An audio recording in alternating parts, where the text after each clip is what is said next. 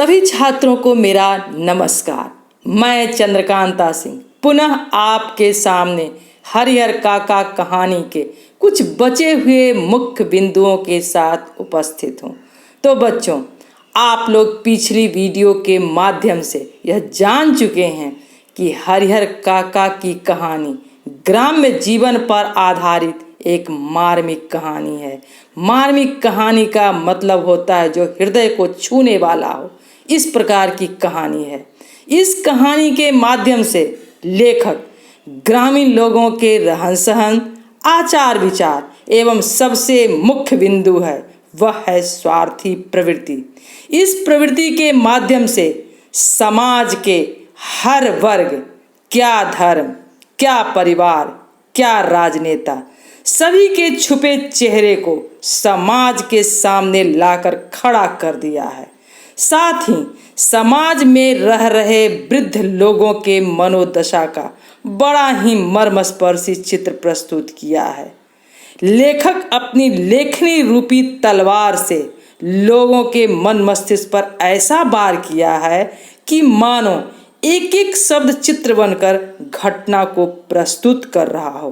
तो बच्चों, अब इस मार्मिक कहानी के बचे हुए कुछ मुख्य बिंदुओं पर आते हैं जो इस प्रकार है। हरिहर काका की घर वापसी। तो बच्चों, इस मुख्य बिंदु में यह भी स्वार्थ निहित है कि हरिहर काका की घर वापसी के पीछे परिवार वाले किस प्रकार अपना स्वार्थ दिखाते हैं और इस स्वार्थ के माध्यम से वे कैसे घर को वापस लाते हैं। तो बच्चे, अब हम देखते हैं कि हरिहर काका की घर वापसी कैसे होती है। हरिहर काका जब घर छोड़कर गए थे तो उनके भाइयों को इस बात का पता नहीं चला था। जब वे लोग खलिहान से लौटे तो उन्हें सारी बातें पता चली। उन्हें यह भी पता चला कि ठाकुरवारी में हरिहर काका को प्रलोभन दिया जा रहा है। उन्हें लगा कि यदि हरिहर काका ठाकुरवारी के महंतों की बातों में आ गए तो उनके हाथ से उनके भाई की जायदाद चली जाएगी। भाइयों ने अपनी पत्नियों को इस बात के लिए बहुत बुरा भला कहा कि उनके कारण उनके बड़े भाई घर छोड़कर चले गए हैं। इसके बाद वे लोग ठाकुरवारी गए और अपने भाई से वापस चलने की विनती की। बड़ी मुश्किल से हरिहर काका घर जाने को राजी हुए। घर पहुंचते ही घर के सभी सदस्यों ने अपने व्यवहार के लिए उनसे क्षमा मांगी और उनकी खूब सेवा की, जिससे हरिहर काका घर न छोड़े।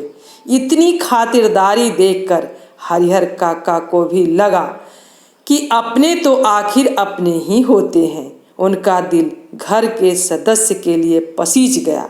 तो बच्चों, आप इसमें देखें कि हरिहर काका की घर की वापसी के प्रति लोगों को किस प्रकार स्वार्थ निहित है। तो आगे हम दूसरी मुख्य बिंदुओं पर आते हैं, वह है गांव में तरह तरह की चर्चाएं। जब हरिहर काका घर वापस लौट कर आते हैं तो गांव वालों का क्या विचार होता है और क्या वे लोग चर्चा करते हैं, इसके बारे में हम लोग जानते हैं। हरिहर काका द्वारा घर छोड़कर एक रात के लिए ठाकुरवारी में रहने और उनके भाइयों द्वारा अनुनय विनय करने पर वापस घर जाने वाली बातें गांव में फैल चुकी थी।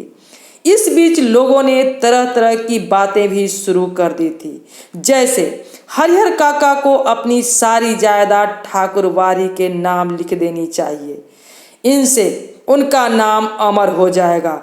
कुछ लोगों की राय इससे भिन्न थी। वे सोचते थे कि हरिहर काका को अपने हिस्से की जायदाद अपने भाइयों के ही नाम कर देना चाहिए। तो बच्चों, गांव के लोगों की चर्चा के बारे में जान चुके हैं। अब हम जानते हैं कि इन सब बातों के बारे में जानने के बाद हरिहर काका की मन स्थिति कैसी हो जाती है।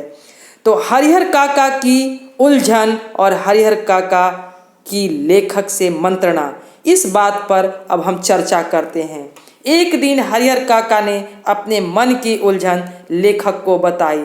लेखक को लगा कि हरिहर काका उलझन के कारण सही निर्णय नहीं कर पा रहे हैं। बहुत सोच विचार के बाद फैसला हुआ कि हरिहर काका को अपने जीवित रहते हुए किसी को भी अपनी जायदाद का स्वामी नहीं बनाना चाहिए, क्योंकि पूर्व से जिन्होंने ऐसा किया था उनका जीवन नरक के समान हो गया था। तो बच्चों, आज हम 3 मुख्य बिंदुओं पर चर्चा किए हैं। पहला, हरिहर काका की घर वापसी। दूसरा, गांव में तरह तरह की चर्चाएं। और तीसरा मुख्य बिंदु है मन की उलझन और हरिहर काका की लेखक से मंत्रणा। तो अगली वीडियो में बचे हुए कुछ मुख्य बिंदुओं पर चर्चा की जाएगी। आप लोग इस वीडियो को ध्यान से देखें और इस पर आधारित दिए गए प्रश्न को हल करने की कोशिश करें। यदि जो प्रश्न समझ में नहीं आए तो उन प्रश्नों को उत्तर जानने के लिए हैंगआउट पर आप पूछें और समझें। धन्यवाद।